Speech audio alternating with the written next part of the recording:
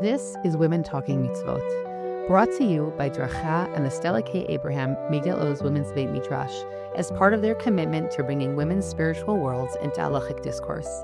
This entire podcast series has been graciously sponsored by Sigal and Zach in honor of Women's Talmud Torah, Women's Halacha Study, and in merit of Am Yisrael. All of these episodes draw on the rich sources and discussions of women and mitzvot on Deracheha.org. In honor of Shavuot, the holiday when we celebrate our acceptance of the Torah, this episode focuses on the development of women's Talmud Torah and our personal journeys into the world of Torah learning, in hope that it may serve as inspiration for the journeys we are all on in our Torah lives. Hi, Yosefa. Hi, Shana.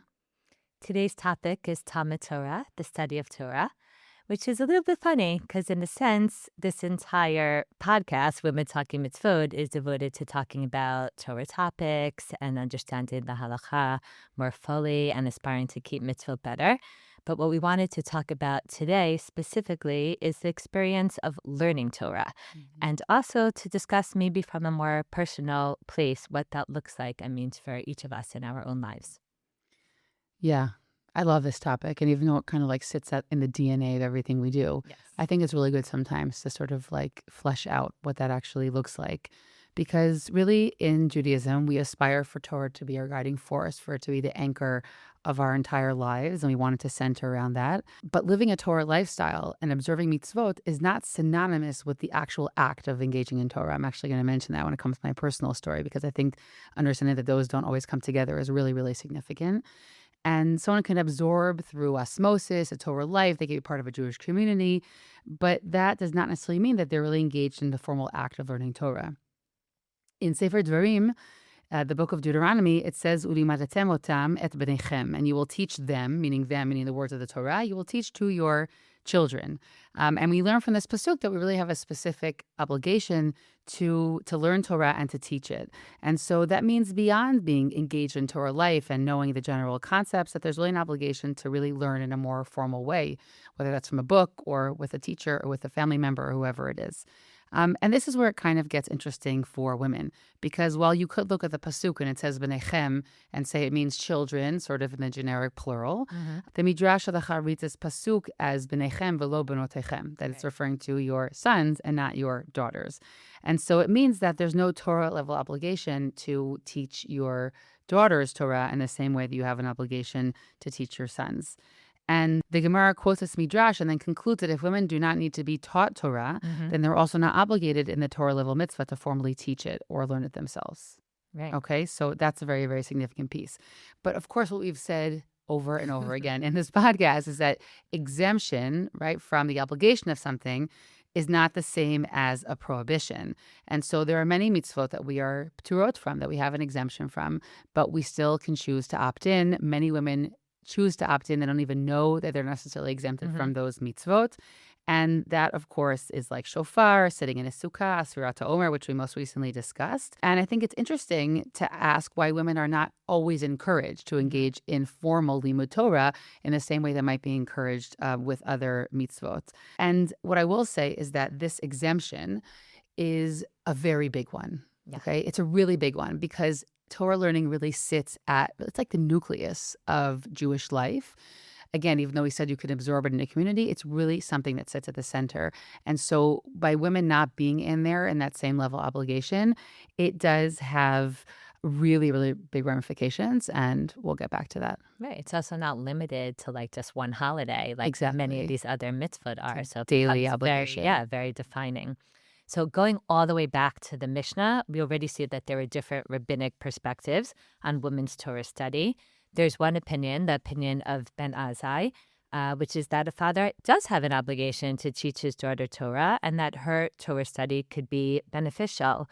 But Rabbi Eliezer actually strongly disagrees, and he states that if a father teaches his daughter Torah, it's similar to teaching her tiflut.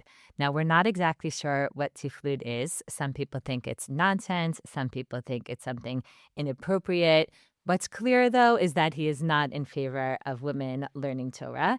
And Rabbi Eliezer's position became the widely accepted position, which is why over the years, women were often not invited to formally study Torah texts unless they were texts that were centered around topics that are very relevant to them, either fundamentals of Torah and Emunah and faith, or very practical halakha. There seems to have always been like pretty widespread consensus that women need to be taught the halachot that are relevant to them, because otherwise, how will they know what to do, right? So going back to Sefer Hasidim in Germany in the 13th century, who already writes there explicitly that fathers need to teach their daughters mitzvot and piskei halachot, such as Hilchot Shabbat. And he explains there along these lines so that no one, gets worried that it's tiflut, that tiflut maybe only applies to more in-depth study that includes trying to understand the reasons behind the mitzvot. But to teach someone the practical halacha, like straight up, that seems to have been in the consensus as something that was okay. But even that, it wasn't typically done through text. Like, as you said earlier, it was typically done through observing, watching your mother or watching your father, learning from them how to keep Shabbat, how to run a kosher kitchen, how to observe the halachot of Nida. So it really wasn't something that women were, for the most part, actively engaged in. It is important, though, to point out that throughout history, even though most women did not receive a formal Torah education for these reasons, there have always, always been individual women who sought out something more. Like they were motivated to engage in the text and they wanted to have those direct encounters. So the Gemara itself already tells us about Beria, the wife of Rabbi Meir, who was a Talmidat Chachamim, a real scholar of Torah. And in every generation, there were various women who found ways to learn and to be taught. And the Rambam, when he's codifying these halachot in the Mishnah Torah, he leaves room for this, because even though he writes that a father is not supposed to teach his daughter Torah along the lines of the opinion of Rabbi Eliezer, his concerns don't seem to apply to a woman who independently wants to pursue the study of Torah. He seems to not include that in his discussion. And also, very importantly, the Rambam also limits the restrictions of women's Torah learning to Torah Sheba'al Peh, to the study of the oral law, which also he never explicitly says is prohibited, but he says that's more, like what we should be concerned about. And he leaves it open for women who want to engage in a serious study of Torah Sheba'al, the written law. Before we jump ahead to modern times, I also just want to make it clear that we shouldn't have fantasies about the way that men's Torah education looked Right. throughout our history, right? We have maybe, yes, if they were going to get a few years in cheder, it would be given to the boys and not to the girls. But the vast majority of young men were not going on to learn in Kol Yeshiva. That was an elite phenomenon, and there's a lot to be said about how that became more ubiquitous. But it's not like, they spent 25 years studying and women got nothing. There was a tremendous amount of illiteracy, right? Again, we always had more of an emphasis on education than the culture surrounding us, but we shouldn't over-fantasize. You have to see it in the context of Yes, the time period. Also, exactly. because the printing press or books were super expensive. Things weren't Yeah, available. It's not like every yeah. yeshiva or every home And had here we have a 15 books. We'll library. give them all to the boys and none to the Right. girls. It No, wasn't that's like not what that. the situation was like. So again, Absolutely. there's a much broader historical piece that, Yeah. can be looked at here. And still, there was always a gap.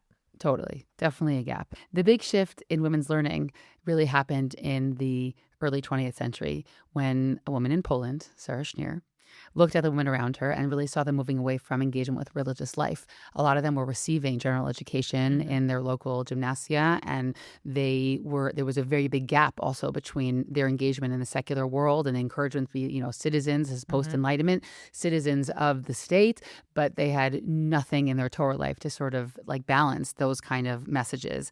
And so she looked around her and realized that this really needed to change.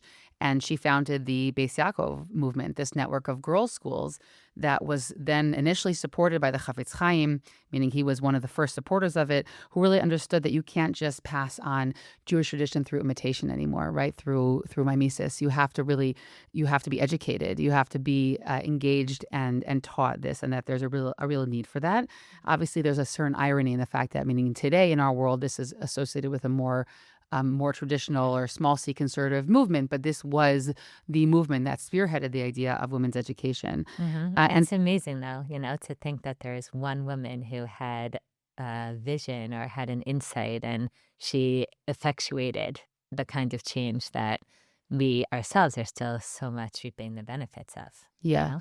And there's so much rich history there in terms of her students and who Yeah. survived the There's Holocaust. And amazing biographies yeah, available about her today, and I think every Poland trip, no matter, like, what religious community you're from today, yes. often, will stop at the First Base Yaakov in Krakow. For sure, girls' trips, like when we went, back when I was in Israel for the year, like, we stopped there, we made a siyah, Yeah. and there's So a certain amount of hakarat hatov that we all feel towards her. totally. So from that time on, teaching Torah Shebichtav, the written Torah, really became the commonplace, right? That was the common denominator. But we had questions that still remained about teaching Torah She'ba'al Peh, oral Torah to women. And that sort of remains contentious because there are different understandings about how much the world has changed and how much women need to be engaged in that kind of Torah learning. And so opinions on women learning really range from those who give limited approbation, like Rav Moshe Feinstein, to those who say there's really no halachic restraints at all, to those who see it as a total imperative, like Totally. Rav Soloveitchik. Mhm. And across the board, though, there seems to be a real understanding that women's access to Torah really needs to be greater than it historically was, so that we can feel engaged and connected to our Judaism, and also that this will impact our halachic observance and our connection to HaKadosh Baruch Hu. Mhm. I think it's so amazing. And like we really see it around us that this need for women to be engaged in Torah has become something that's just more and more understood across the board in all segments of our Yeah. community, from the most Hasidic to the most liberal, that like, yeah, women need to be learning. And of course, the two of us, feel strongly about this. And You might know what we think. I'll remind our listeners that in our very first episode of this podcast, we spent time discussing all the reasons why we think it's beneficial for women today to engage directly with the text. And I Yeah. encourage anyone who missed that first episode to go back to that. And also, we'll link to the great articles on the Deracheha website where you could read direct quotes from all the figures you mentioned, and also figures such as the Lubavitcher Rebbe and Rav Lichtenstein, and hear their perspective on women's Torah learning. Yeah, and Shayna, I think I just also want to say this even stronger. I don't think it's just beneficial for women to learn Torah or engage textually, at least that's in some moments of their life, right? I get that this is a shift over time and depending on our availability. And I don't think I can change the formal halachic definition, right? We are pturot, we are exempt from this obligation. But I really, really believe that we should act and expect of our daughters as if we are obligated in this mitzvah. I mean, I totally function like that. Mhm. I think that the mindset of being exempt, and I've mentioned this before, I think that it creates a lot of different phenomenon that aren't necessarily great in the long run. And I think that functioning that, of course, we are engaged Jews, and therefore we learn Torah, and we want to be people who know what it actually says in different places. I think that that's really, really significant. I think also that the profile of what a woman is has shifted so dramatically throughout history that I don't really see a real reason for women to be exempt. I know I'm saying something that's kind of extreme, and I don't mind. I really believe it. Like, I think that us and men are all shouldering many responsibilities at the same time, but incorporating a certain degree of limud Torah throughout our day and seeing ourselves as agents of that vis-a-vis our families and those around us, I really don't see any real fundamental reason why this shouldn't be the case for women as well. I will say that, of course, there is a conversation around the merits and demerits of being obligated in something, meaning Right. there's something lovely about choosing to do something. Right. We all know that. Yeah, we've discussed that a little Exactly. bit. But I think that when we're exempt from something so central in Judaism, I personally feel that the cons are much Yeah. bigger than the pros. Well, And I there's real think trickle-down effects. exactly it has so much impact in terms of even how we allocate funds within a community, right? What kind of projects are worth investing in? These are huge topics, and they come from this midrash halacha, right? That was said so long ago, but is still really, really impactful on our lives. So I think that piece is something that I think it's safe to say that I feel very passionate about that piece. And one other thing I'll say is that, we're going to talk a little bit about like our journeys in the world of Torah. And the reason we call it that is not because we are coming from, let's say, lack of observance to observance, but because it's still not expected of us that we as women be this, right? Right. That we learn, we engage seriously. That's still the exception to the norm. So we call it, our journey into that thing because it's something unusual. But I dream of a day where that won't be the case. And, a woman's learning or in a Kollel program or whatever. And it's like, okay, right. Sababa, right? That's what women do, or that's what women do who want to choose that, right? Or in the same way that men who want to choose that. Not every man is sitting and learning, for years at a time. So I do. I wish for a day when we won't necessarily call it a journey, but it'll just be something that's when it's more culturally normative or expected. It'll just be the thing that's done. Right. And as you said, there's still sometimes a benefit when it's a journey because for the woman that chooses it, there's a certain kind of passion that comes along Yeah, when something is chosen as opposed to when it's a given. But we've discussed that before on this. And yeah, overall, I think the trickle down effects of us being exempt are huge and dramatic. I totally identify with you in terms of wanting opportunities to study Torah seriously, to be available and open to all women who are interested. And in many, many ways, I would say we've come like far when yeah, it comes to that because when you look around and you see the fact that women across the religious spectrum are learning Tanakh, oftentimes also with serious, like, commentaries with Mefarshim on high levels. And many women are studying halacha also inside, in the text. And in the modern Orthodox communities that you and I come from, many of the high schools also often serious Torah Shabbat Peh at this point, so Mishnah and Gemara. And then many young women today go on after high school to a year of seminary or a year of midrashah, whether they're coming from around the world to Israel for Shana Baritz or Israelis who continue with their Torah learning afterwards. And then they're sitting and they're really learning, in depth, like in all different kinds of texts. And even after that year, many women today continue learning in different yeah. kinds of contexts, either informal shiurim, like the kind that you teach in Matan, or with chavrutot that they do on their own time, or sometimes even in the university setting. There's different programs. We also know that there's an array of advanced programs that are available for older women who really want to like continue studying Torah in depth and on a serious level. And like I think about all that and just, you're speaking about context before. We do have to appreciate that if our like Yeah, great grandmothers, landed totally. back into this reality, they would be like in shock that this is just like the given. And still, given all that, I still acknowledge the significant gap that you're talking about. And definitely, as we see it expressed in our communities, as you said, in Yes. terms of programming and priorities and the seriousness and the dedication with which Torah learning is approached, and also even like the standards and expectations that are the norms in our communities and the different opportunities that are available. There's still work to be done, By the way, I just as want you to pull said. back to the minion example we mentioned, so many episodes ago, Hmm. meaning when women aren't counted within that minion setting. So how much are we encouraging women to go daven in a shul? Meaning Hmm. these things have very big impact on like these regular It just came experiences. up even over this past war that we had in Israel when shuls were limited in their numbers. I Yes. heard about shuls in mainstream Dati Leumi communities that said we could only have 30 people, 30 men. Yeah. Because they're the ones Yep. that are chayav. And even though it's true they may be chayav and women aren't, that doesn't mean it's not a very meaningful, significant source of, connection in your life. So these things come up all On the the flip time. side, I just want to say that in the minion I was part of all the weeks of the war, I give the Dvar Torah every single Shabbat. So I just want to say that there's diversity in these Yeah, but in in terms these of the way that it experiences. affects us, Yes, like though, of all the course. time. I just want to give credit because sometimes the informality makes space for other things, That and is true. sometimes, right? We Yeah. saw that in Corona. So That is true. Given all that, and given, the history and the development of women's involvement in Talmud Torah that we spoke about, and how the opportunities of our generation really are different than what was available beforehand, and given the fact that we're approaching Shavuot, which is the holiday of Matan Torah, right? It's Man Matan Toratina, the holiday where we were given the Torah, we thought that this could be a good time for the two of us to talk a little bit more personally and discuss our own journeys, as you refer to them, of Kabbalat HaTorah, like of accepting the Torah, of experiencing it, of receiving it in our lives, like how that happens, what it means to us, what our thoughts are as we move forward. So every podcast has touched on this a little bit, as we've said, like it rests on the backdrop of like who the two of us are and where we're coming from.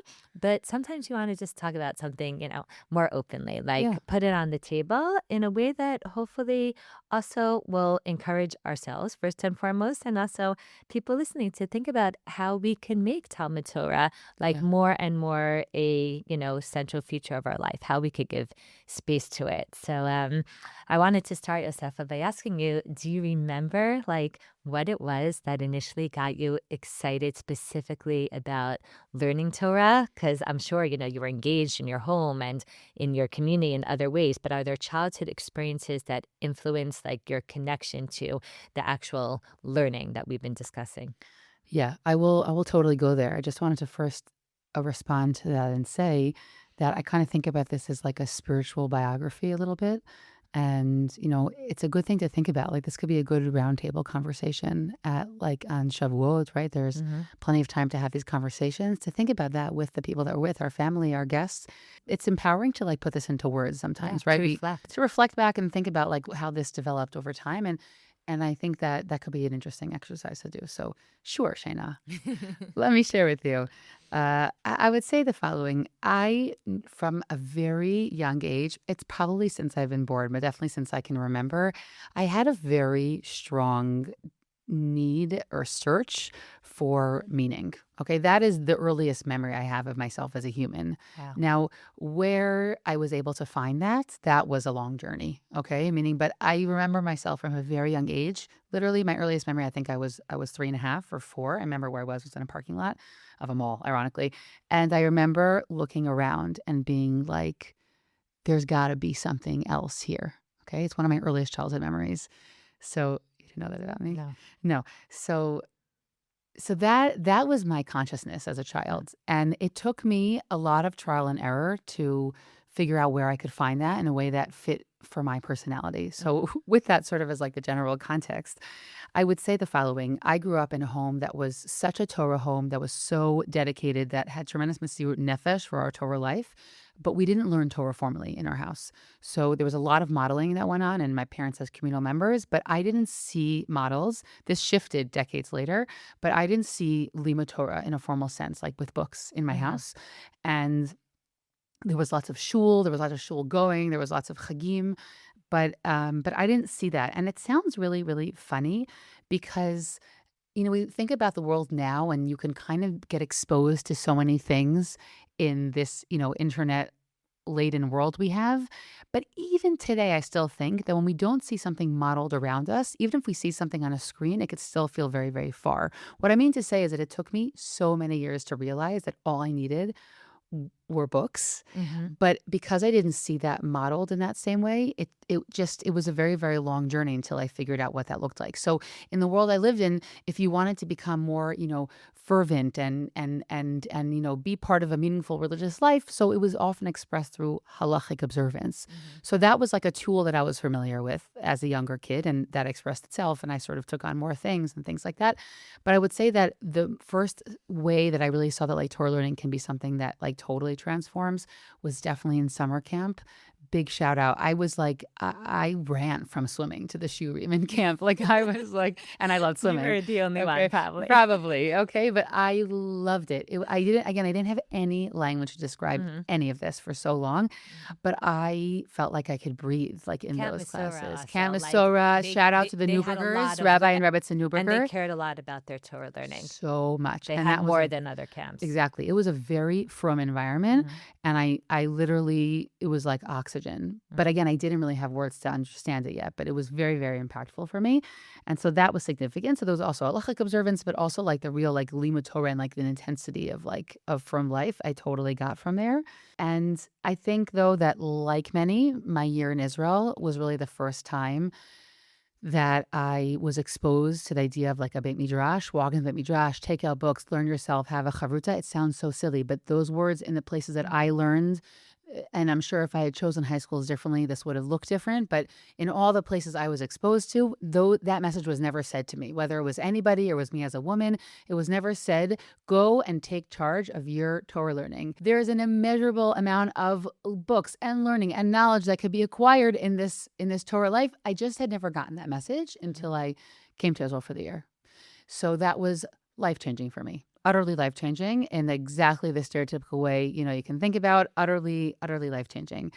And I'll also just say that it not only was the learning life changing, but I also saw modeled, whether they were my individual teachers or the people that I would go to for Shabbat, like you can live a Torah life and you're also anchored in learning and you're also anchored in the Torah life itself and a community. And I sort of for the first time saw how that whole picture can look together.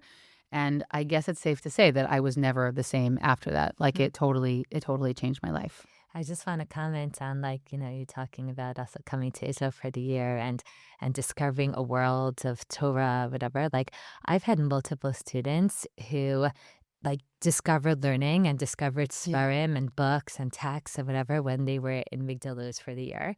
And then they go home and they realize that they had these books on their shelves Yeah. all along. And their father is a serious Talmud Chacham Yeah. and goes to a lot of It's a great shiurim, point. but somehow it never got transferred to them, maybe Yeah. to their brothers, but not to them. And they're like, oh, I went home and I'm like, I need to, get a shas or ram. They're like, we have a full library of svarim. And then like Yeah. it provides this new connection also for them with their father and their brothers a lot of times that they didn't realize even existed already Yeah. in their home. Yeah, I think that that's another interesting model. It wasn't the model for me. A lot of what I ended up gaining ended up boomeranging in a positive way back to my family in a subtle, slow drip kind of way over the years. But no, I definitely sort of got to my year in Israel, felt like I was literally a fish that had finally found its ponds, and then had to So spend a nice. long time figuring out how to integrate a lot of those pieces together. That took a long, long while. What about you, Yeah. Shayna? There's different experiences that really stand out to me from my childhood, some from my home environment and some from school. I'm the daughter of a rabbi, as you know, a rabbi and a rebbitzin, a teacher, but my earliest memories aren't connected actually to that. It's very much connected to like my living room and my Shabbos table and the fact that when my father would be in shul on Friday night and we were little girls, my mother would set up a makeshift like shul kind of in our living room and we would daven some Kabbalat Shabbat. And then she would sit and she would discuss the parsha with us in like a very real and vivid way. Like she would tell us the story. She would have the Chumash open, but we weren't like reading psukim, but it just made it come alive in a way that felt so dramatic that I even remember like in the parshot of Yosef, where I guess was a little older at that point, so I already knew the story. But my next sister was like crying when we ended Parshat Miketz because she was left in suspense. Like, is Yosef going to reveal himself, and what's going to happen with Binyamin, who's been caught with the cup in his bag? And it was just like so. I don't know. It was like kind of very much a real part of our experience. So that was with my mother. And with my father, we had these Siyam Mishnayot in shul. My father's always looking for ways to get people more invested and engaged in Torah learning. So he came up with the idea of a Siyam Mishnayot where parents, this is before like Avodu Banim and Harim Yeah. V'Yeladim and all those initiatives that now go on in different communities. But families would take on like a Mishnah, a Masechet, and they would learn it with their children. And then there would be this big night where like everyone would come together and there would be a big siyum and people would present. And I remember my father learning with me and a couple of my friends, which was like super fun. And maybe I was like fourth or fifth grade, and then teaching for the first time formally. That's like my first memory of like actually getting up and teaching Torah to this room. And then for my bat mitzvah, starting from when I was 10, I learned Sefer Chinuch with my father. So that was also very meaningful and very formative. And then in school, I think what really impacted me long term is that I went to Coed Elementary School in Asher Hebrew Academy. That was the local day school. And in sixth grade, we started learning Gemara. And it was a classroom with boys and girls. And like we just learned together. And nowhere in my experience did I even know that what we were doing It was was considered unusual. Yeah. unusual, progressive, until I went to Camp Sternberg that summer. And my friends there were like, what? You learn Gemara? And I remember these long back and forth letters with my parents where they were like explaining to me why it's okay. But it was just part of my life. And Let's just nod for a moment to letter writing, yeah. an art that has died. Yeah, I got these like 6-page letters from Yeah. my parents, like giving me all the, explanations for why I'm a legitimate Jew.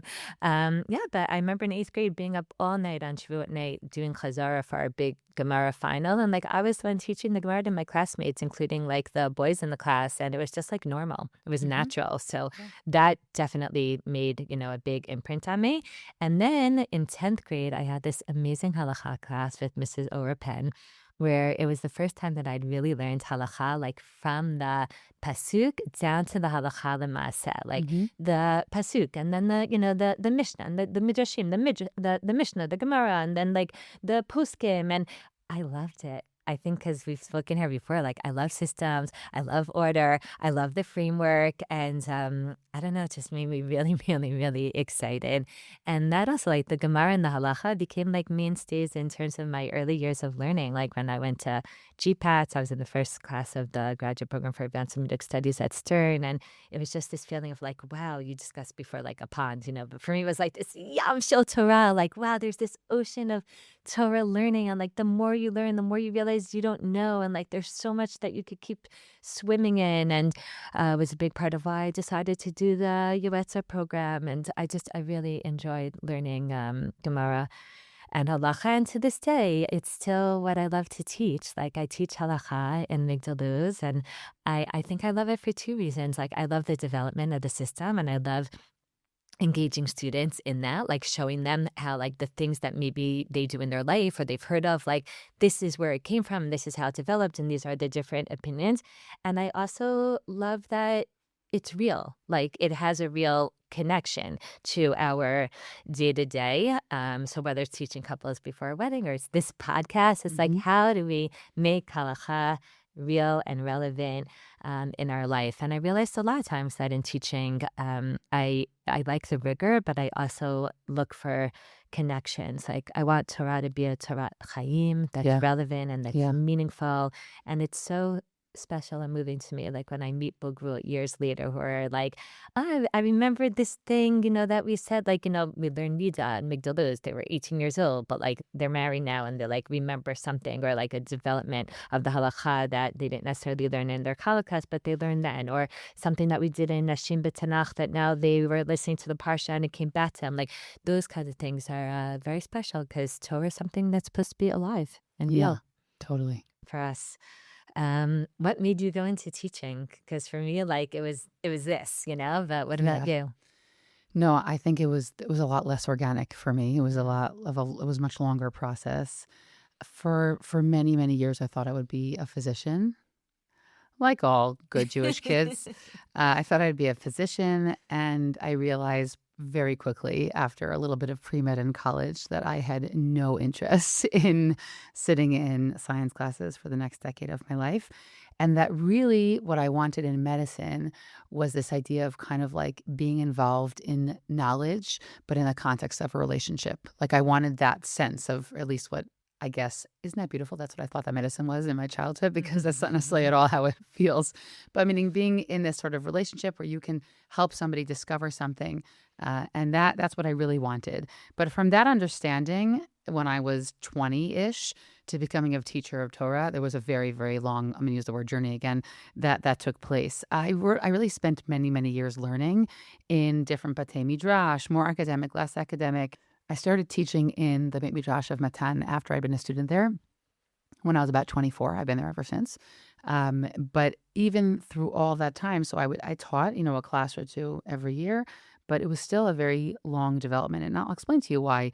I don't really like standing up in front of a room. I have a funny relationship with my profession.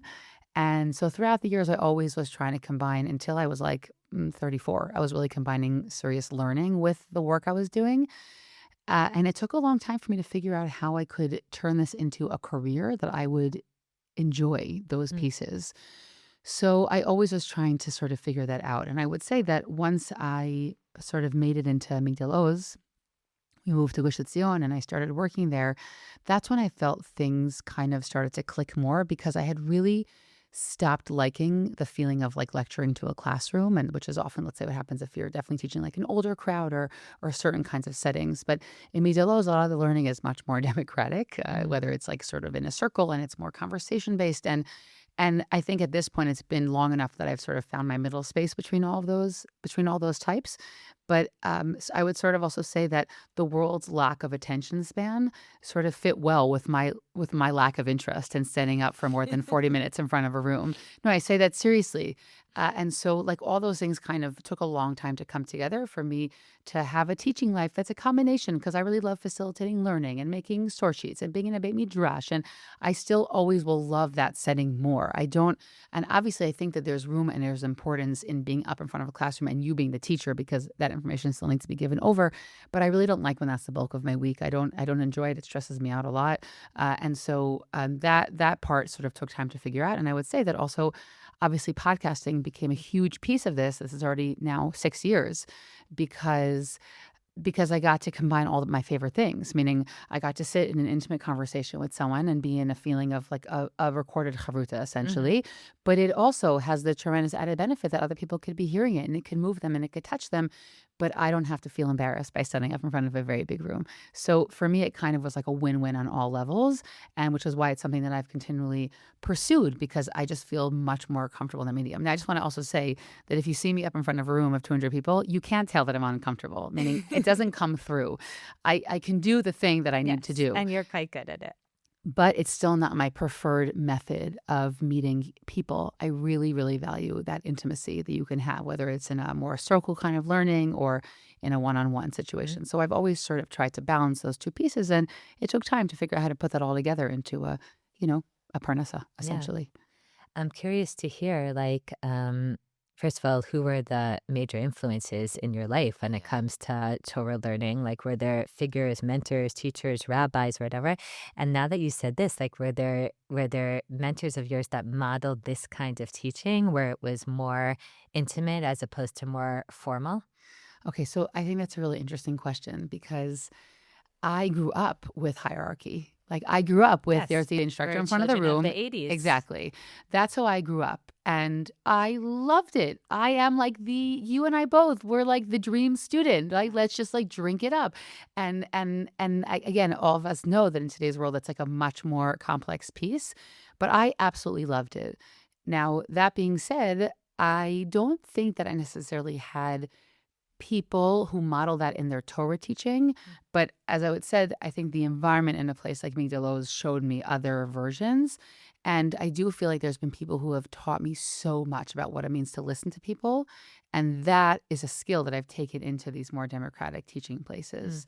They're totally acquired skills. I did not grow up being taught how to listen and be empathic. That was also not the common currency in the 80s and 90s and the early 2000s. So those are all acquired skills, and there definitely are people who have modeled that for me, whether they realized it or not. But in terms of actual Torah mentors, so I would say that, look, Shayna, I'm an autodidact in general. Like, I love to learn so many different things, and I've been listening to podcasts before I had a name, before it was Yeah. called a podcast. You know what I'm saying? And I've constantly been I love being exposed to different things and really trying to observe deeply around me. And so in every field that I love and want to, I don't know, you can say excel in or be a part of, I always seek out people who I think are just have so much wisdom in that. So that's definitely a very central feature of it. As I would say that, there was a little bit of that camp importance, but I would say that starting in seminary, so I definitely could throw out names. I'm perfectly comfortable doing that. Rabbi Jason Appel and his wife Dara, who are still very significant people for me. I'm like astounded at the amount of hours that he put into learning with me. Like, I'm like Right. embarrassed thinking When about it you're an adult afterward. and you have kids, you look back at, like, some of your Yeah, teachers and you're like, "How did they, like, yeah, give me so much time?" totally. And Michelle Elmaleh was also very significant in that particular year.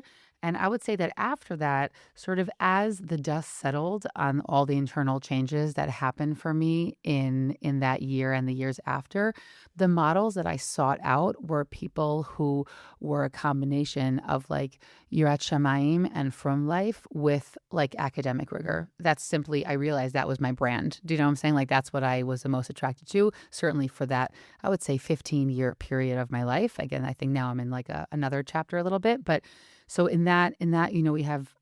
I'm happy to say Rabbi J.J. Schachter was very significant for me. Professor Elias Cease was my doctoral advisor as well, and Professor Joshua Berman is also significant. Again, when I think of like models in my mind, I don't necessarily spend as much time with them personally, but saw the way they approached the world, Mhm. approached Torah learning. That definitely was very impactful for me.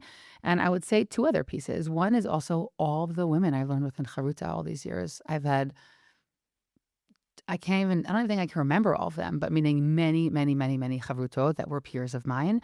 I always looked for women who were more intelligent, more skilled than I was in whatever we were learning, because that's the kind of chavruta I enjoy being a part of. I enjoy being the weak link and pushing myself to be stronger. And so, I'll even just a special shout out to Rabbanit Rachel Weber Leshaw, who's been my chavruta for the past 4.5 years, every single Sunday. And like, these are people who are What a do you learn staple of with my her? life.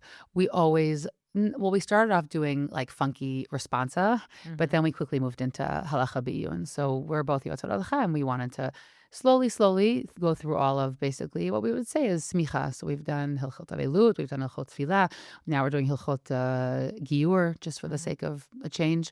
So Amazing. that's just a really significant part of my life. And the last thing I would say, and then I really want to hear who your people are, is that there are also some parshanim, like some commentators, because I spend so much of my time teaching Tanakh, Mm-hmm. that I feel they're my teachers. Meaning, Mm-hmm. I spend so many hours with, Radatz Hoffman, going back a few hundred years, a Barbanel, Shadal. I have a particular Kasuto, I have a particular love for the moderns, for like the post 1800s, because their sensibilities are sort more akin to mine, and there's a lot of different reasons for that. They kind of write with a beginning, middle, and ends because they know about modern writing. So they're huge teachers of mine. They're so significant in my mind and my heart when I approach any text that I'm It's so teaching. beautiful. It's like the Rav Soloveitchik piece where he Yeah, talks about sitting in a room with the yeah, the Rambam and the Rambam and the Rishonim. Rishonim. Yeah, And I think we totally. could actually imagine the teachers that are behind these books, Yeah, and I as open any people. text and I'm like, okay, so what does Radat Hoffman have to say? Like that's like my first thought is, what does he have to say? How does he frame this? What's his introduction? They're my teachers, totally. That's very special. Who are your Um, people, Shayna? so for me, like my parents really were like the Yeah. primary influences in my life when it comes to fostering a love for Torah. And I feel very blessed in that. I know that that's not always a given. And I think my sisters and I had a very special upbringing in that sense because it was really natural, as I said to you before. Like, my father has just real love of Torah that's very soft and gentle. It wasn't coercive and it wasn't restrictive, and it was just real. Like, he Hmm. always had a sefer in his hand, and wherever we went, he took a sefer with him. And he also just like he never wasted time, but not in a way that felt like a burden on Stressful. us. No, it didn't Yeah. feel stressful. It just felt like this is what he wants to be doing. So Yeah. sometimes he'd be sitting in the living room, he'd be like, Shayna, wake me up in 3 minutes. Like he just had to like close his eyes and restart. But we were really lucky, and we are really lucky to be his students. He's an excellent, excellent excellent teacher. And he was a student of Rav Soloveitchik and Rav Lichtenstein. And Rav Soloveitchik and Rav Lichtenstein, they believed in the power of learning Torah. Hmm. And they believed in teaching women Torah, not so much because of their respect for women, which of course they also had, but because of their love for Torah, and Yeah. because they felt like, How can we how, deprive how somebody of this? exactly, how Yeah. could you not share this with women? So my father taught Gemara to women in Rabbi Riskin's high school at MHS before he was married and before he had 4 daughters. Sometimes people think he was a supporter, proponent of women's learning because he had daughters. But no, in the late 70s and early 80s, he was already teaching women like serious Gemara and Halacha. And my mother, what stands out for me about my mother, she was a teacher of women in Jewish law in Central for many, many years. And that definitely influenced me because that's the topics that I primarily teach in Migdalus. But what stands out for me about my mother is like, she just has this like intellectual curiosity, like a thirst. Like, she loves challenging herself, and she's very rigorous, and she's always running to shiurim now, and she likes to work hard, and she loves the challenge, like you were talking Hmm. about, like, and she loves being in chavruta where like she really feels stimulated, and that definitely had an influence on us. And beyond my parents, I'll add that Rabbi Moshe Khan, who we were both fortunate Yes. to be Yes. Talmidot of his, his rigor, his attention to detail, the fact that he made us work hard and he had really high expectations of us and we weren't allowed to fudge anything. Yeah. And if you tried to like just get through a source to understand it, but you didn't know how to read every You word, better watch he's like, out. what does that word mean? What does that word? I remember when Judah and I were dating one time, I had a bechina coming up and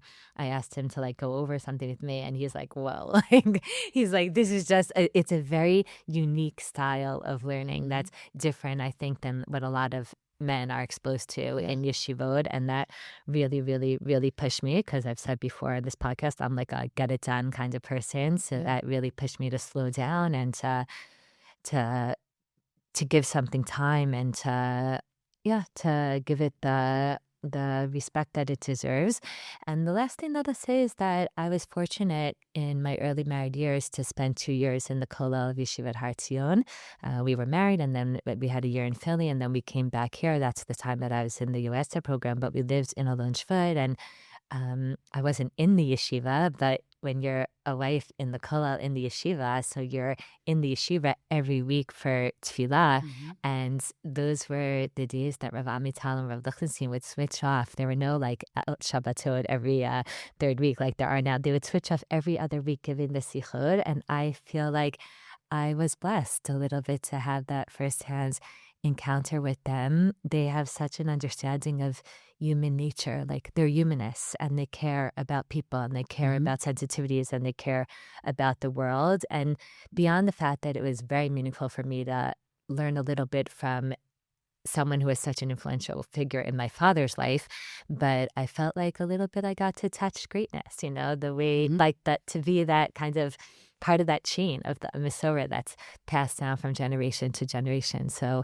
that continues. I continue to be drawn to their writings and to try to incorporate them as much as possible By the way, just into to my interject teaching. in your memory, is I just want to say something that was very I only afterward reflected on how meaningful it was with Rabbi Khan. I wrote this after he passed away, is that the fact that he was doing this and teaching women was never mentioned, meaning there was no special attention given to the fact that we were women. We talk about the soft bigotry of low Yeah, expectations. It totally. was so absent from what we were doing. Yeah. The expectations were super high. And he never gave the feeling that, like, we're second best or he Nothing. wishes he was teaching in a real yeshiva, Mamash, but no. he's teaching And he women. literally changed a generation of women. And I think that I love that shita of ignoring. I know that we Dafka we give a lot of attention to things. And I think there's importance to that as well, meaning of highlighting and becoming aware of the way these things land for women, etc.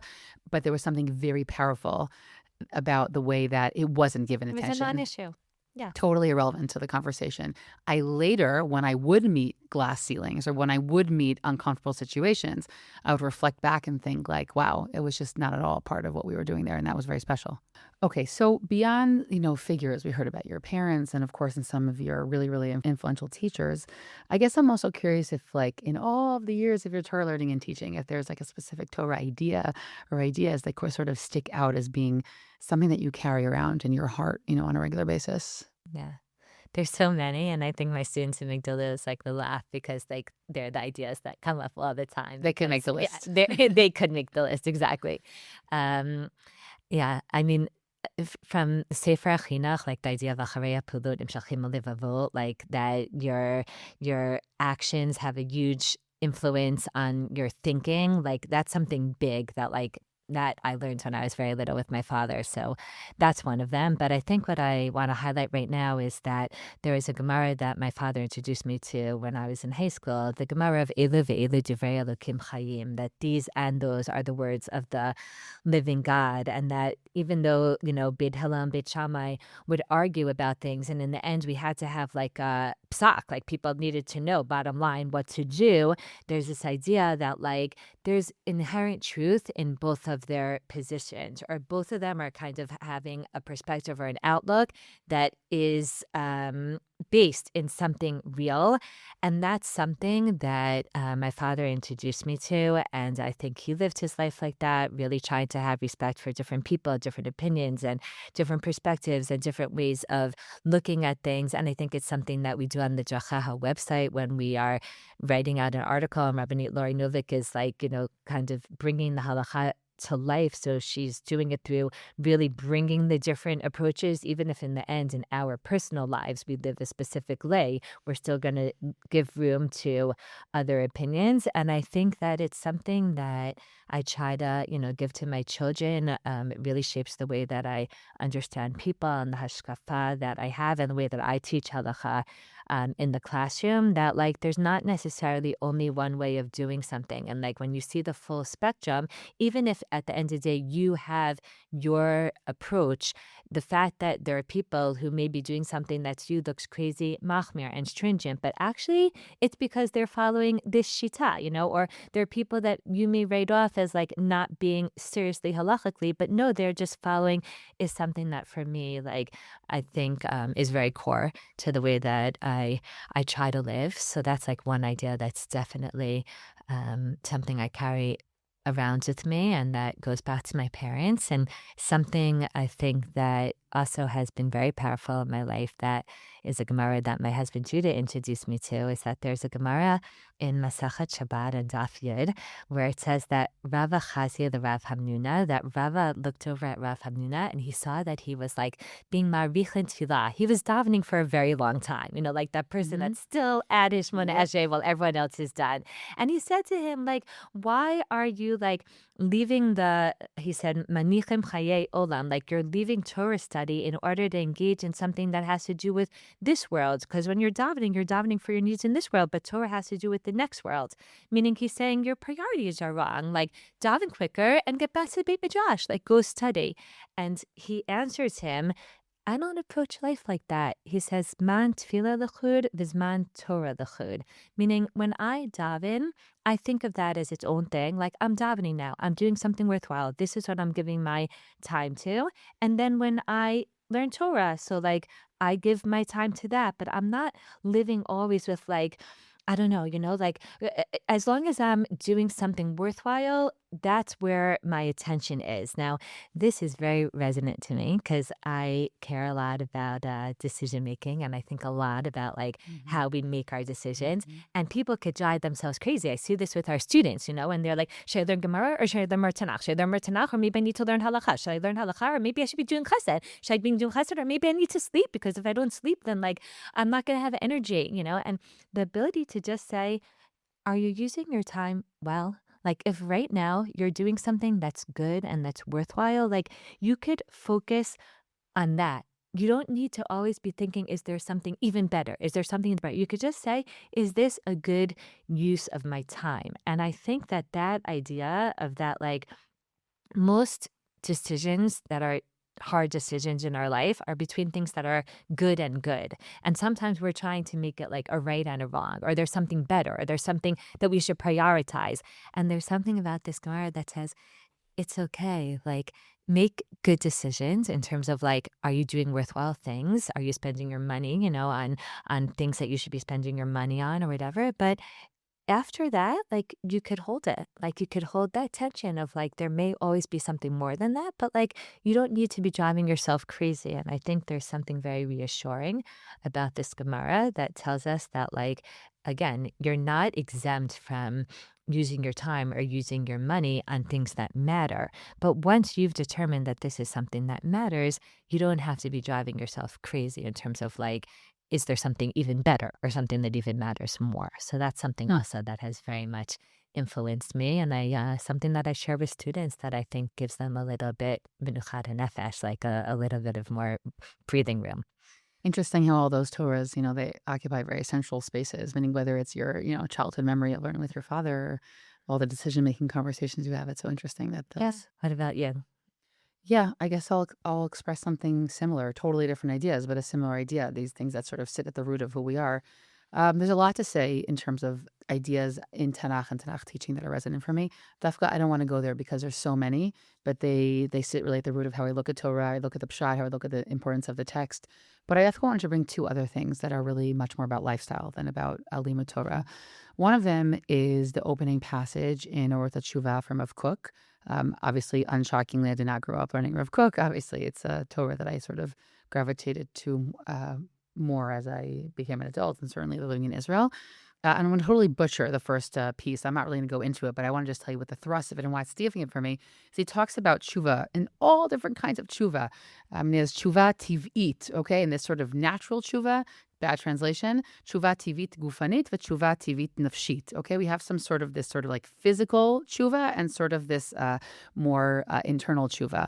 And again, he goes into detail about how to divide those up. But he basically says that when we do something that doesn't honor ourselves, the Torah, the world around us, it creates negative impact. And it's not just because I did a sin, let me write it down in my, book of evil deeds, but it impacts the world around us, it impacts ourselves, it impacts, how what outcomes can look like in the future.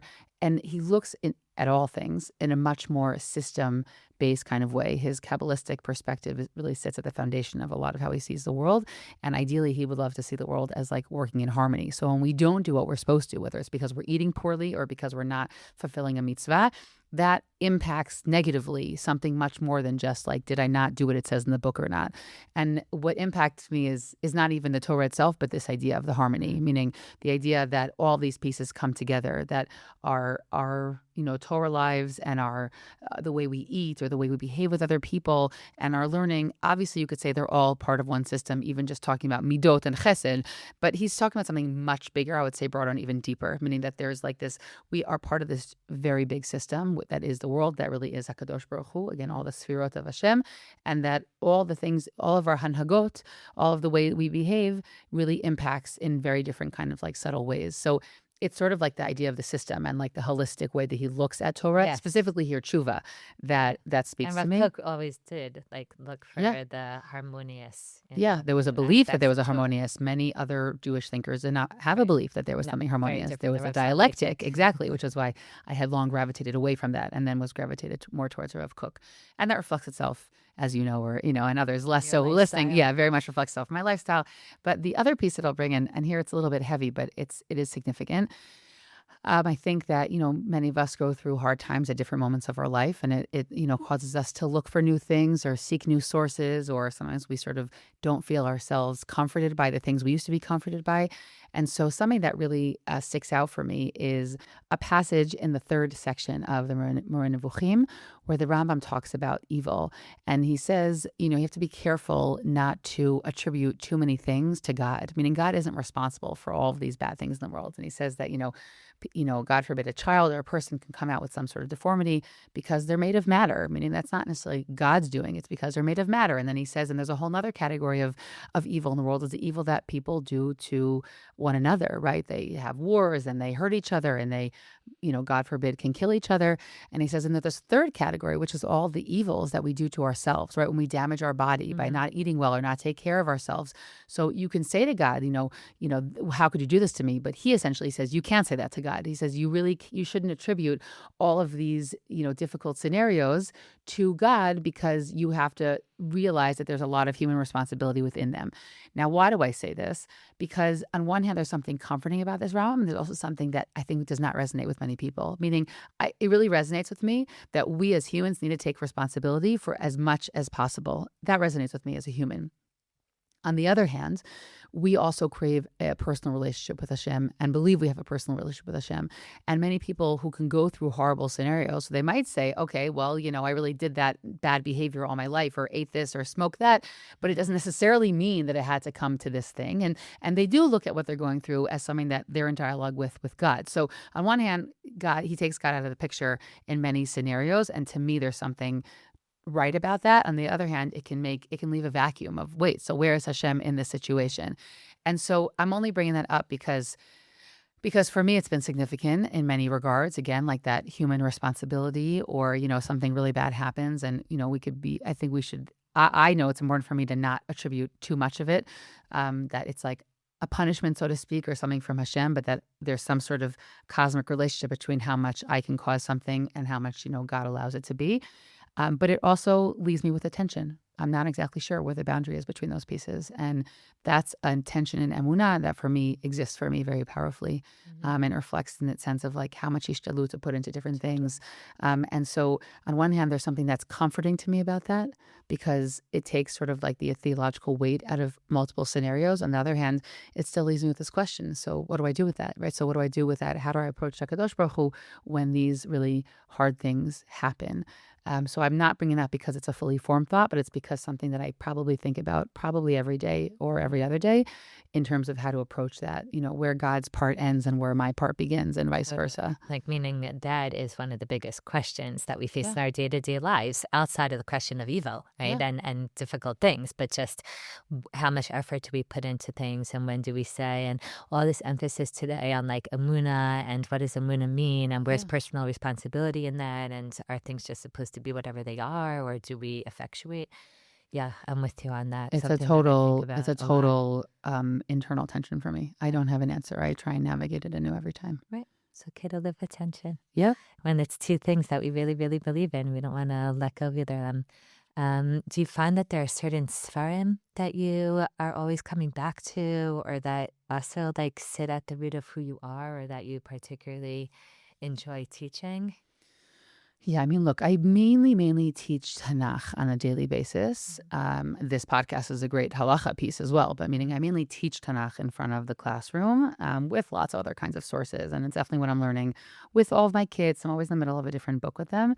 But as I mentioned earlier, when I'm like actively learning Bechavuta, it's usually going to be halacha biyun. It's also involving Gemara, but Yeah, usually so it's nice that halacha you have that biyun. balance. Yeah, thank God. It's usually halacha biyun and not Gemara. Hmm. And I really, really believe that also as a teacher. I believe that I am a much better teacher if I'm actively learning something that has nothing to do with what I'm teaching, meaning because that blurred boundary between like class prep and learning. So Hmm. I don't enjoy it the same way that I enjoy just a chavruta that like doesn't have any strings attached. So to me, having those pieces is significant. I will say though that like I'm really not a repeater. I'm always looking for new challenges, new books. And when I really, really want to know something, so I'll, try and find a way to teach it so that I can like kind of solidify it more. But I will say that if I can pick, one book in Tanakh itself, I think that I probably come back, or at least want to come back the most, to Sefer Breshit, both because just a lover of narrative, and also because I really believe that like it's sort of like the DNA of everything that comes afterward. So that's really significant for me, and also a lot of commentaries that are on that on Sefer Breshit that are very, very significant to me. The JPS series on all the Torah is very, very central to my preparation, as is Professor Leon Kass's book on Breshit, and of course all of the classical commentaries that I mentioned earlier that are kind of my teachers on a regular basis. And I would also just say that I really always try and be learning Mishnah. It used to be daily, hasn't been daily for a long, long time. So it's sort of a Shabbat thing. It's like the book that I carry around with me on Shabbat. And in general, I also just quote Ravanit Tirza Kelman, where she has this nice little post she once put on Facebook about that, like she's, not great at having like daily regimented learning, but that she always likes to have a bookmark in a book. So that's my life approach. I always have a bookmark in a novel, which they're very dangerous for me. So I can only read them once in a while, otherwise I get totally lost. But I always like to have a bookmark in some sort of like machshava kind of book, because to think anew when you have 15 minutes to learn what you're going to do, by the time you've thought of something, the time has passed. So like I always just like to have something that's like it's there. It's the thing I'm in the middle of, so that like I can go to that thing when I have that time. 2 weeks, a month, 6 weeks could have passed since the last time I had time. But I don't like to have to think every time I do. It's just like, oh, that's what I'm in the middle of. I like that quote from Tirza Kelman, Yeah. because I know her from our time together in the Yoeta program. Yeah. That I guess is very reassuring for me, because something that has been surprising for me, or maybe I'll call it a challenge, I don't know, is that my own personal learning, which when I started out teaching, I was doing a lot of learning because I was teaching Tanakh and I was teaching Halakha and I was teaching Gemara, and I just had to be learning new things all the time and preparing them. And I felt like I was always like in the books and always gaining these new insights and new ideas. And as time has gone on, that hasn't been the case so much. First of all, I am teaching more or less the same shiurim every year. So even though you would think that would be boring, and I've been teaching like the women in halacha topics for over 20 years, I do find that, and this is the amazing part of Torah, that there's always chidushim, like either Yeah. because of students' comments or because new works come out Hmm. and new ideas and new insights and new svarim. So on the one hand, there's like this core that's the same, and on the other hand, like it's always evolving and changing. And also the way you teach it, like the way you talk about some of these topics, Every time it's relationships and different. dress is so different than it Every was time. 20 years ago, because Yeah. also the world has changed and it's a different generation and our students are different. Um, but what it means for me, and this is really interesting, I've been thinking about this more and more lately, is that the the career that I ended up pursuing, or like, I don't know, falling into pursuing, I don't know what it is exactly, is one that's much more relationship based Yeah. than maybe I imagined in my early years when I thought I was going to be teaching like hardcore Gemara. Now, I'm not surprised because I love talking to people, but I do find that most of my time these days is talking to either Bogrod alumni, like over many, many years of teaching, or talking to couples that I taught. And what that means is that when I find myself gravitating towards is more like um, books that deal with those bigger underlying like real life issues, like Mhm. Rabbi Sacks's book, like just opened up A Letter in the Scroll, or I'm a big fan of The Great Partnership, things that, or Rabbi Mital's books, the Parsha or Ana Machshava, Rav Lichtenstein, um, and on the one hand, like, it's wonderful. I feel like I've grown, Mital Midayim Yoter Mikalam. I've grown so much from the interaction with these students. But there is a certain kind of like guilt or embarrassment, even shame, I think, that like I used to feel. I've been working on it, so I don't feel it as much, but like that I look around, at people like you or at family members of mine who are like, they're really learning the Charuta, or they're really engaged in like amazing daily projects like Daf Yomi or Mishnah Yomi or Rambam Yomi or Nach Yomi. And I'm like, how come I'm not succeeding in that? And sometimes you just have to be honest with yourself and Mhm. be like, okay, because I guess that goes back to the Gemara I just quoted. Like, I'm doing meaningful, worthwhile things with my time. Yeah. I know I am, but like, okay, but maybe also it would be good to try to stress myself and, as you said, learn something beyond what I'm teaching or what I'm engaged in, Yeah. just because, like, I learn with my kids. I have chavruta with two of my boys that are in yeshiva, and like that's something new and different or whatever. But like maybe for myself, like maybe I need to take on a daily commitment. But I like to Tirta said, because daily commitments have always been hard for me. Not because I'm not Yeah. good at commitments, but because it feels like that burden of like, "Ugh, I have to check this off for today." Yeah. And like, I don't want another thing, making my kids lunches or making dinner is enough of that. Like Yeah. No, another I thing that I can't have do to just I get can't do done is, dailies anymore. yeah. Mhm. So, yeah, it's hard to like kind of find our balance, and it's something dynamic that's always shifting. How do you do it? Like, do you have tips for how to incorporate Torah learning like into your daily life, especially for people who are busy or for people who are not teaching Torah as a Yeah. career? Like anything that you find helpful? Yeah, totally. First of all, I just want to say that the teaching Torah as a career to me is like a sidebar in this piece. Meaning, I think that this is a muscle that we train, and that when we become independent learners, like when we have an ability to open up a book, right, and learn on our own, and that holds us and anchors us, and we don't need someone else to like Hmm. feed it to us necessarily. And Like, you could go and back you know to you it. can go back to it. Like that's a muscle that we can train, and it's good to train it when we're young. Not everyone has that ability or that gift to be able to do when they're younger, right? But it's something that we can train, and we can always come back to it, and we can strengthen it. And if we know we did it then, we know we can also manage to do it in the future. And I think that that is really, really significant. So whether that's going to be because, yes, for some people, they are great with the daily learning. They do want the 10 minutes of, the Mishnah or the Daf Yomi Shir or whatever it is. Like for some people, the daily bite is excellent for them. I think that's also significant. There are also some people for whom a set shear every week, right? Whether they want someone, yes, they don't have that energy right now. They want someone to give them something every week. And that's an amazing commitment. I see people learning every Shabbat in my neighborhood, the 9 to 9 and all the different things that they're doing. And some of there's like a set, machshava, Yeah. Nach chabura. Yomi has become huge for women. Nachiyomi is really, really big. Like these are great things, whether it's because you're reading something regularly or because you're listening to something regularly or you're going to something regularly. Mhm. Different people thrive with different mediums. And this also shifts throughout the lifespan. What was good when we were 20 or 25 is not the same thing as when we're 40. And I think that also being sensitive to like when our needs have shifted is a really important piece, Like Yeah. as I said, I there were years where I lived with like the guilt of like, oh, it's so hard to learn a few missions every day. Apparently it is for me. Do you know what I'm saying? Apparently it really, really is for me to do that and show up for myself. And I don't want to do it at 10 o'clock at night when I'm Yeah. exhausted. And I don't want to do it that way. There were years where I did, but now I don't. So like it's And just like that's okay. also, yeah, being honest with oneself. Yeah, and especially for women who were very serious in their, year in midrasha or seminary, that Yeah. change, especially as you have children, or if you're busy with career or whatever it is an adjustment, because you could feel like, I know what it means to really learn, and now I'm not doing that anymore. And I think, part of what you're saying, and I want to reinforces is that, like, don't be so hard on yourself, because sometimes when you have like an expectation that has to be 10 and you can't hit 10, so it ends up being 0, Mhm. where like 6 would be pretty awesome, Yeah. or whatever it is. So, like, whether it's listening to a Torah podcast while you're cooking or exercising Yeah. or driving, or as you said, the weekly shiur, or for some women, it's just like going to be, the discussion at the Shabbos table or whatever it is. Like, I think what we're really coming back to is that you have to find what works for you at the stage that you're at. And if it is going to be a daily commitment, so that's wonderful. But if you find that that's overwhelming for you, then don't make yourself feel like, if I can't do that, then there are no other options.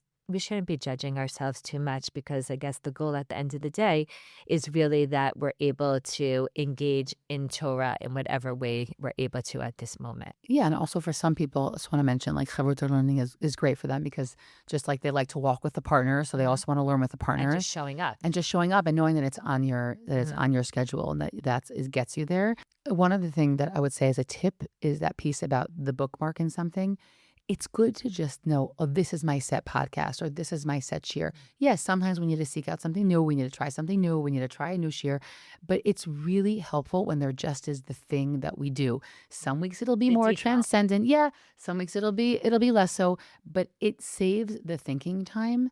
And I think that it's could be really, really helpful. Like I'm committed to this thing. I'm going to carry it through until I finish it. And when I finish it, I'll think about what I want to continue with. But it doesn't really think every time I knew. So what do I open now? What do I do now? It's kind of like why I don't even listen to the news so much because I haven't really set myself on like a good podcast or a good station. So it's like every time I have to decide, is it interesting for you or not? It's too many philosophy. Like I don't need the philosophy. Just do it. Mhm. You know what I'm But saying? if So you have your go-to, then it's just there. yeah, it's just there, and then it's easier to go about it. Is there something that you like feel like you envision for the future of women's Torah learning, like something that you'd like to see, a hope of yours?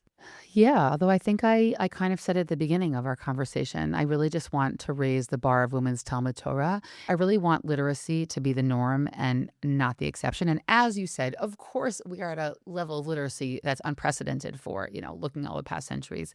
Ve'adayin, with the quick pace of change that's happened, I would like us as communities to, just as we expect our young boys to learn Torah and commit themselves, I want us to expect that of our daughters. And I'll just say that you know this, but I'll, tell those listening that I would say that maybe one of the most significant things I feel like I do right now, even though it doesn't necessarily take up a large majority of my time, is that we have a Talmud Torah for children in our neighborhood. There's shiurim every day in the afternoon and every evening. Yes, also some of the manifestations of I would call them the imbalances that Mhm. exist between men and women's education in general. But that being said, we have shiurim, every day for different age brackets. And we also have, of course, for the girls. And that to me is a great thing. It just gets kids used to learning Torah from a young age. This is the thing we do. That's what we want. We want it to just be the norm. We want it to be the standard. We can always talk about the outliers and the unique and going to Kollel for 15 years. But I just want to raise the bar on the standard of women's Talmud Torah. Yeah, I think along those same lines, I want girls from a young age to feel like they have a chelek, like they Mhm. have a portion, that Torah is just as much a part of their lives as it is any other, Jewish person, and that it's meaningful and it's real for them, and that the doors are open for them, and that like they are also allowed to be, on this playing field, and that it belongs to them just as much. So that's something not even in terms of like what's available, but just in terms of the feeling that we give over Mhm. to our girls and to women. And another thing that I'll mention is in terms of like what I hope for is that I really want women and their Torah to continue to be more and more a part of the communal Torah conversation.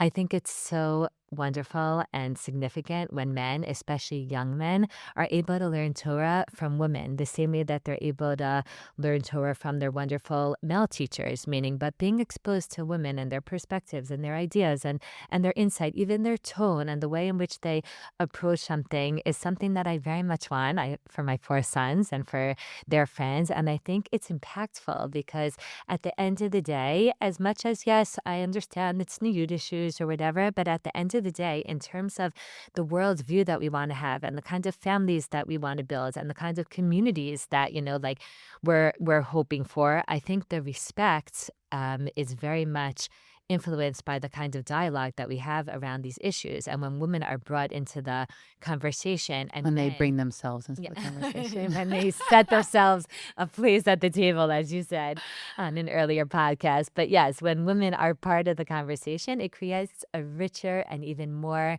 dynamic world of Torah learning for everyone. And I Yeah, think we've all gained from that, men and women alike. totally. Okay, Yosefa, what's your takeaway from all this? So I think that it's hard to take one takeaway from this conversation because I think that there's been a whole bunch of salient points that we're both really passionate about. But I guess I would say that the idea of being engaged in our Torah life, right? It's also doing the Torah life. It's being part of a community and being part of, doing chesed and all of those pieces. But I think that it's really, really important that we be engaged in constantly discovering things about our Torah life, that being engaged in some kind of learning. I think that it fuels us very much in a way that I really can't emphasize that enough. I see it just around me all the time. And I think that when we're living in a family setting, and if we have children, I think that there's nothing better than to model that kind of engagement for your children. We can try and get them to do the thing. I even say on a silly level, whether it's a halachic practice or it's Torah learning. Like I could say to my kids, make sure to bench. But like if I'm not actually doing it myself, my kids will see through that very, very, very quickly. And I think that also with learning, meaning I don't just think it's important, meaning I want to do that thing. And so even if I don't say that it's important, they're going to see that it's important because I see that it's important to me in the way that I behave. And so to me, that engagement is a really, really, really big piece. And I think that engaging and learning can be a very, very central feature to our lives and also to our family lives. And I think that it's really irreplaceable. What about you, Shayna? I'm really inspired by like listening to you and all the different learning things that you're Oh no, watch out, engaged Judah. in. Yeah, and no, and I have a lot of people in my life, thank God. Like my children are serious learners, and I have a sister who does Mishnah Yumi, and my husband like has been doing Rambam Yomi because one of my sons got him into it, and like it took a few years, but he just finished all of Mishnah Torah, and I'm jealous. Like I'm jealous, but then I'm like, but I don't really want to, and I'm realizing now through this conversation that what I don't want to is I don't want to have that daily commitment because Mhm. it feels like a burden to me and it's heavy and I don't like it, and then I grow resentful and then I Yeah, want nothing to do yeah. with it. But the bookmark idea that you threw out Mhm.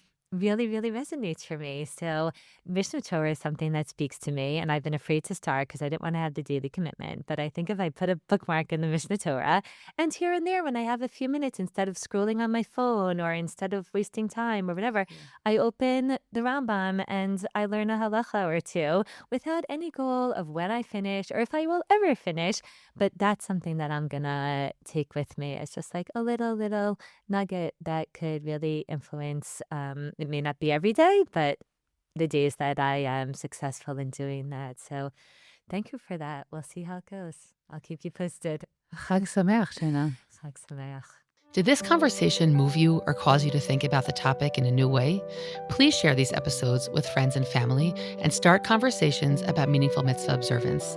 Make sure to check out the show notes for links on how this topic is discussed on Deracheha.org.